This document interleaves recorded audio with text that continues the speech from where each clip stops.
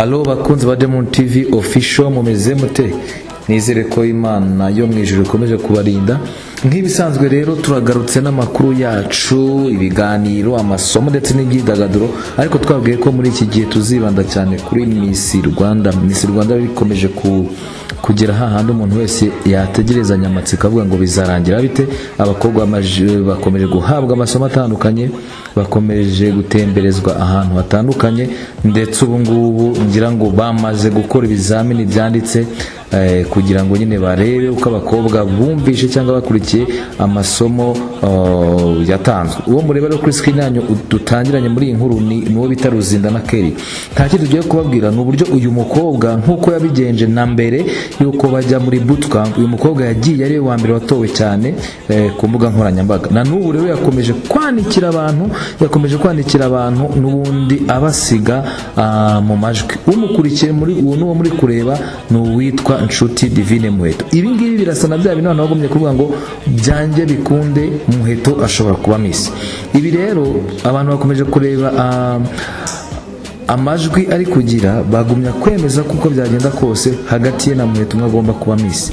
Ahubwo igitangaje cyatunguye abantu nuko ubu noneho Kayumba Darina we atari kuvugaho cyane, ariko abagarutsweho cyane akaba ari aba bakobwa babiri bakomeje kugoroka cyane, bavugije abantu benshi bavuga ati either umwe agomba kuba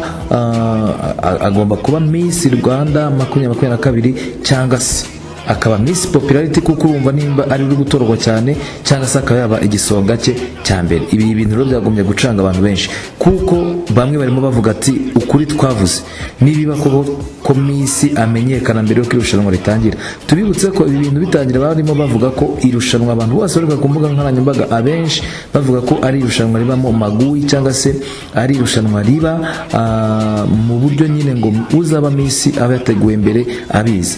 Ariko bamwe mu baritegura cyangwa se bamwe mu judges bakaba barisobanura itangazamakuru bakavuga ko ibyo rwose ari ukubeshya, ko Miss Rwanda ari irushanwa riba rikoze neza, riba riteguye neza, ko ku buryo ngo kwibira umukobwa bidashoboka. Abakunzi rero bakavuga ati mu byanjye kubyemera, atariko n'undi turabizi neza kuri finali ntawe uzaba Miss tutaramuvuze. Ntabwo rero tuzi, mbere byatangiye bavuga Kelia, mbere byatangiye bavuga Muheto, bakavuga na Kayumba Darina, aribo baha amahirwe cyane. Ariko nyuma mbere yuko bajya muri bootcamp haza kwiyongeramo uyu mukobwa bita Ruzindana Kelly.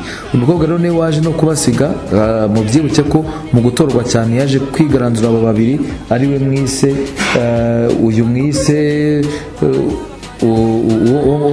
uyu Kelia yaje kwigaranzura, yigaranzura Muheto ndetse yigaranzura na Kayumba Darina. Nabo gatese noneho bihengamye gute, nabyo bicanga abantu.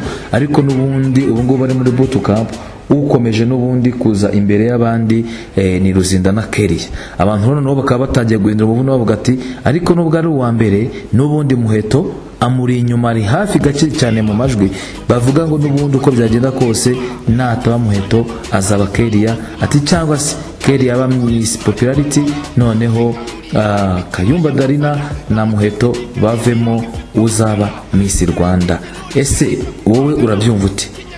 Urabyumva bite n'amarangamutima cyangwa n'umufana wawe? Tubutse ko gutora birakomeje, mukomeze mutura abakobwa mazamurira amajwi, wenda bizahinduka nyuma. Ushobora kubona bihindutse n'umukobwa tutakekaga tukabona niwe ubaye Miss. Ariko kugeza ubu ngubu haracyari uruntu abantu baravuga ati mu byanjye cyangwa mu byemere niko bizagenda uko twabivuze mbere hose. Komeza ukore subscribe, ukore share, ukore na comment, ndetse ukande kukazogera kugira ngo ubone notification zose ngo zigiyeho kuri Diamond TV official. Turabakunda cyane, duhora iteka tubakunda kandi tubashakira ibyiza. Amakuru ya Miss Rwanda kuri Diamond TV nakubwira ngo abacaracara nk'uko amazi atembera mu kagezi. Ciao rero naho ubutaha, turabakunda cyane.